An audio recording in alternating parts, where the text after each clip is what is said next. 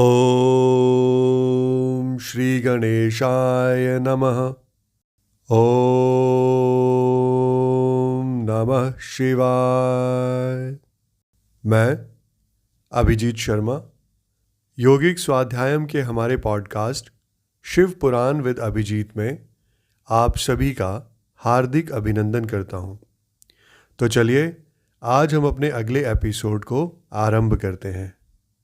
आज हम श्री शिव पुराण की दूसरी संहिता रुद्र संहिता के तीसरे खंड पार्वती खंड के 44वें अध्याय से आगे बढ़ेंगे।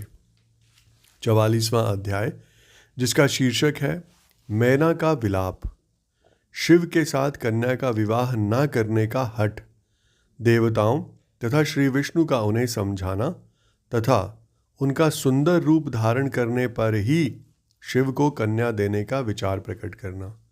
यहाँ पर ब्रह्मा जी नारद जी से कहते हैं कि हे नारद, जब हिमाचल प्रिया सती मैना को चेत हुआ तब वे अत्यंत क्षुब्ध होकर विलाप एवं तिरस्कार करने लगी। पहले तो उन्होंने अपने पुत्रों की निंदा की, इसके बाद वे तुम्हें और अपनी पुत्री को दुर्वचन सुनाने लगी।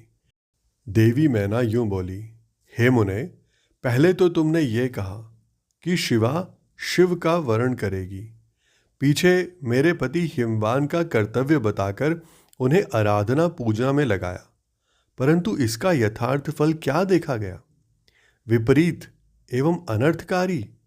दुर्बुद्धे देवऋषे, तुमने मुझ अधम नारी को सब तरह से ठग लिया। फिर मेरी बेटी ने ऐसा तप किया जो मुनियों के लिए भी दुष्कर है। उसकी उस तपस्या का ये फल मिला जो देखने वालों को भी दुख में डालता है। हाय, मैं क्या करूं, कहाँ जाऊं, कौन मेरे दुख को दूर करेगा? मेरा कुल आदि नष्ट हो गया, मेरे जीवन का भी नाश हो गया। कहाँ गए वे देवऋषि? पाऊं तो मैं उनकी दाढ़ी मूछ नोच लूं। वशिष्ठ की वह तपस्विनी पत्नी भी बड़ी धूर्ता है। वह स्वयं इस विवाह के लिए अगुआ बनकर आई थी।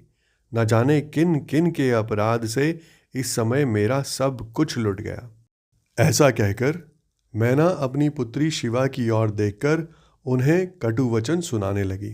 अरे दुष्ट लड़की, तूने ये कौन सा कर्म किया जो मेरे लिए दुखदायक सिद्ध हुआ? तुझ दुष्टा ने स्वयं ही सोना देकर कांच खरीदा है, चंदन छोड़कर अपने अंगों में कीचड़ का ढेर पोत लिया।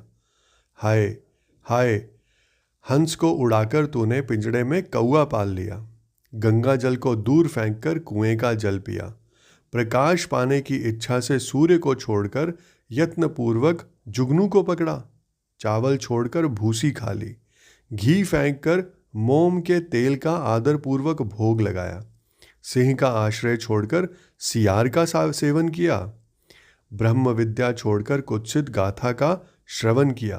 बेटी, तूने घर में रखी हुई यश की मंगलमयी विभूति को दूर हटाकर चिता की अमंगलमयी राख अपने पल्ले बांध ली, क्योंकि समस्त श्रेष्ठ देवताओं और विष्णु आदि परमेश्वरों को छोड़कर अपनी कुबुद्धि के कारण शिव को पाने के लिए ऐसा तप किया। तुझको, तेरी बुद्धि को, तेरे रूप को और तेरे चरित्र को भी बारंबार धिक्कार है। तुझे तपस्या का उपदेश देने वाले नारद को तथा तेरी सहायता करने वाली दोनों सखियों को भी धिक्कार है। बेटी, हम दोनों माता पिता को भी धिक्कार है जिन्होंने तुझे जन्म दिया। नारद, तुम्हारी बुद्धि को भी धिक्कार है। सुबुद्धि देने वाले उन सप्त ऋषियों को भी धिक्कार है। तुम्हारे कुल को धिक्कार है। तुम्हारी क्रिया दक्षता को भी धिक्कार है तथा तुमने जो कुछ किया उस सब को धिक्कार है। तुमने तो मेरा घर ही जला दिया, ये तो मेरा मरण ही है। ये पर्वतों के राजा आज मेरे निकट ना आए, सप्तऋषि लोग स्वयं मुझे अपना मुंह ना दिखाएं। इन सब ने मिलकर क्या साधा? मेरे कुल का नाश करा दिया। हाय, मैं बांझ क्यों नहीं हो गई? मेरा गर्भ क्यों नहीं गल गया? मैं अथवा मेरी पुत्री ही क्यों नहीं मर गई? अथवा राक्षस आदि ने भी आकाश में ले जाकर इसे क्यों नहीं खा डाला? पार्वती, आज मैं तेरा सिर काट डालूंगी। परंतु ये शरीर के टुकड़े लेकर क्या करूंगी? हाय हाय, तुझे छोड़कर कहाँ चली जाऊं? मेरा तो जीवन ही नष्ट हो गया। इसके उपरांत ब्रह्मा जी नारद जी से कहते हैं कि हे नारद, ये कहकर मैना मूर्छित हो पृथ्वी पर फिर से गिर पड़ी। शोक रोष आदि से व्याकुल होने के कारण वे पति के समीप नहीं गई। हे देवऋषि, उस समय सब देवता क्रमशः उनके निकट गए। सबसे पहले मैं पहुंचा। मुनिश्रेष्ठ, मुझे देखकर तुम स्वयं मैना से यूं बोले। नारद ने कहा, हे पतिव्रते, तुम्हें पता नहीं है, वास्तव में भगवान शिव का रूप बड़ा सुंदर है। उन्होंने लीला से ऐसा रूप धारण कर लिया है, यह उनका यथार्थ रूप नहीं है। इसलिए तुम क्रोध छोड़कर स्वस्थ हो जाओ, हठ छोड़कर विवाह का कार्य करो और अपनी शिवा का हाथ शिव के हाथों में दे दो। तुम्हारी यह बात सुनकर मैना तुमसे बोली, उठो, यहाँ से दूर चले जाओ, तुम दुष्टों और अधमों के शिरोमणि हो।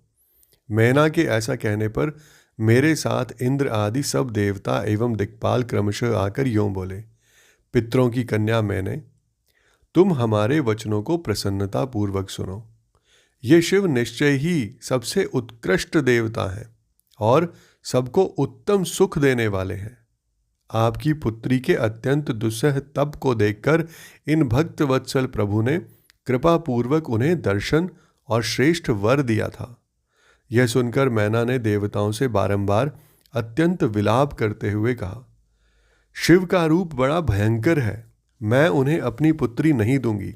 आप सब देवता प्रपंच करके क्यों मेरी इस कन्या के उत्कृष्ट रूप को व्यर्थ करने के लिए उद्यत हैं?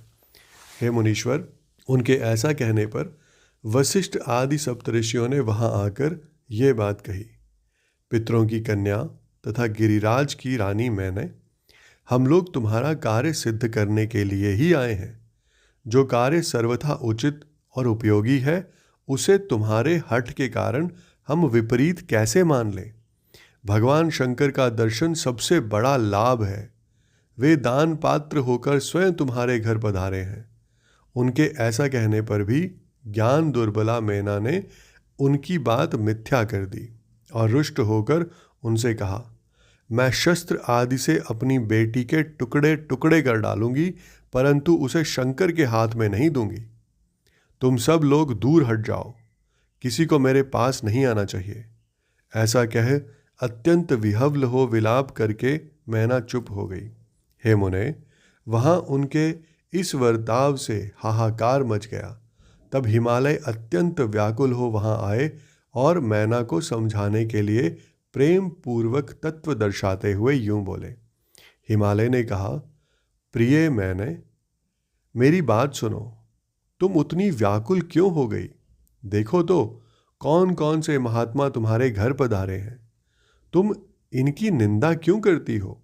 भगवान शंकर को तुम भी जानती हो, किंतु नाना नाम रूप वाले शंभु के विकट रूप को देखकर घबरा गई हो। मैं शंकर जी को भली भांति जानता हूँ। वे ही सबसे प्रतिपालक हैं, पूजनीयों के भी पूजनीय हैं तथा अनुग्रह एवं निग्रह करने वाले हैं। निष्पाप प्राण प्रिय, हठ ना करो, मानसिक दुख छोड़ो, सुव्रते शीघ्र उठो और सब कार्य करो।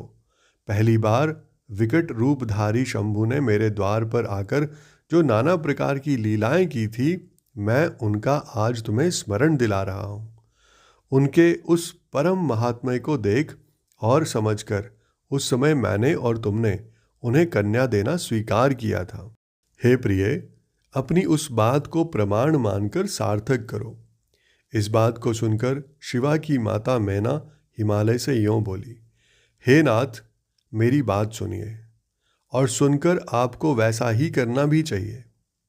आप अपनी पुत्री पार्वती के गले में रस्सी बांधकर इसे बेखट के पर्वत से नीचे गिरा दीजिए, परंतु मैं इसे हर के हाथ में नहीं दूंगी। अथवा नाथ, अपनी इस बेटी को ले जाकर निर्दयता पूर्वक समुद्र में डुबो दीजिए। गिरिराज, ऐसा करके आप पूर्ण सुखी हो जाइए।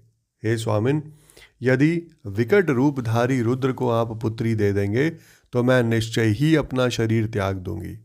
मैना ने जब हठ पूर्वक ऐसी बात कही तब पार्वती स्वयं आकर यह रमणीय वचन बोली, माँ, तुम्हारी बुद्धि तो बड़ी शुभ कारक है, इस समय विपरीत कैसे हो गई? धर्म का अवलंबन करने वाली होकर भी तुम धर्म को कैसे छोड़ रही हो? ये रुद्रदेव सबकी उत्पत्ति के कारणभूत साक्षात ईश्वर हैं। इनसे बढ़कर दूसरा कोई नहीं है। समस्त श्रुतियों में यह वर्णन है कि भगवान शंभु सुंदर रूप वाले तथा सुखद हैं। कल्याणकारी महेश्वर समस्त देवताओं के स्वामी तथा स्वयं प्रकाश हैं। इनके नाम और रूप अनेक हैं। माताजी, श्री विष्णु और ब्रह्मा आदि भी इनकी सेवा करते हैं। ये सबके अधिष्ठान हैं, कर्ता, हर्ता और स्वामी हैं। विकारों की इन तक पहुँच नहीं है। ये तीनों देवताओं के स्वामी अविनाशी एवं सनातन हैं। इनके लिए ही सब देवता किंकर होकर तुम्हारे द्वार पर पधारे हैं और उत्सव मना रहे हैं। इससे बढ़कर सुख की बात और क्या हो सकती है? अतः यत्नपूर्वक उठो और जीवन सफल करो। मुझे शिव के हाथ में सौंप दो और अपने गृहस्थ आश्रम को सार्थक करो। माँ, मुझे परमेश्वर शंकर की सेवा में दे दो। मैं स्वयं तुमसे यह बात कहती हूँ, तुम मेरी इतनी सी ही विनती मान लो। यदि तुम इनके हाथ में मुझे नहीं दोगी तो मैं दूसरे किसी का वरण नहीं करूँगी, क्योंकि जो सिंह का भाग है उसे दूसरों को ठगने वाला सियार कैसे पा सकता है? माँ, मैंने मन, वाणी और क्रिया द्वारा स्वयं हर का वरण किया है, हर का ही वरण किया है। अब तुम्हारी जैसी इच्छा हो वो तुम करो। इसके बाद ब्रह्मा जी बताते हैं कि हे नारद, पार्वती की यह बात सुनकर शैलेश्वर प्रिया मैना बहुत ही उत्तेजित हो गई और पार्वती को डांटती हुई दुर्वचन कहकर रोने तथा विलाप करने लगी। तदनंतर स्वयं मैंने तथा सनकादि सिद्धों ने भी मैना को बहुत समझाया, परंतु वे किसी की बात न मानकर सबको डांटती रही। इसी बीच में उनके सुदृढ़ एवं महान हठ की बात सुनकर शिवप्रिय भगवान विष्णु भी तुरंत वहां आ पहुंचे और इस प्रकार बोले। श्री विष्णु ने कहा, हे देवी, तुम पितरों की मानसी पुत्री एवं उन्हें बहुत ही प्रिय हो, साथ ही गिरिराज हिमालय की गुणवती पत्नी हो। इस प्रकार तुम्हारा संबंध साक्षात ब्रह्मा जी के उत्तम कुल से है। संसार में तुम्हारे सहायक भी ऐसे ही हैं। तुम धन्य हो। मैं तुमसे क्या कहूँ? तुम तो धर्म की आधारभूता हो, फिर धर्म का त्याग कैसे करती हो? तुम ही अच्छी तरह सोचो तो सही। संपूर्ण देवता, ऋषि, ब्रह्मा जी और मैं सभी लोग विपरीत बात ही क्यों करेंगे? तुम शिव को नहीं जानती। वे निर्गुण भी हैं और सगुण भी हैं, कुरूप भी हैं और सुरूप भी हैं, सबके सेव्य तथा सत्य पुरुषों के आश्रय हैं। उन्हीं ने मूल प्रकृति रूपा देवी ईश्वरी का निर्माण किया और उसके बगल में पुरुषोत्तम का निर्माण करके बिठाया। उन्हीं दोनों से सुगुण रूप में मेरी तथा ब्रह्मा की उत्पत्ति हुई।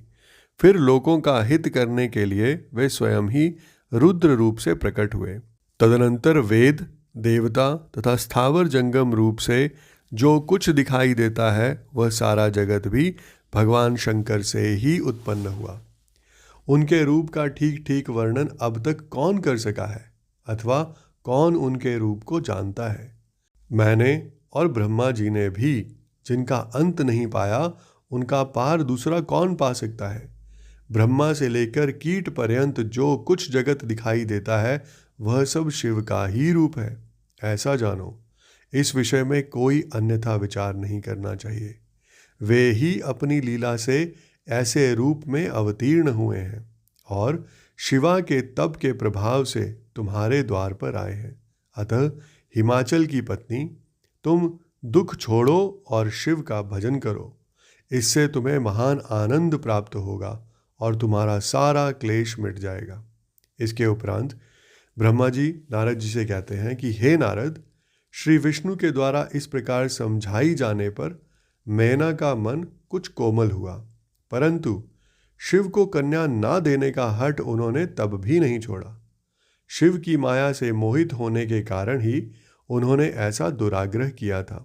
उस समय मेना ने शिव के महत्व को स्वीकार कर लिया।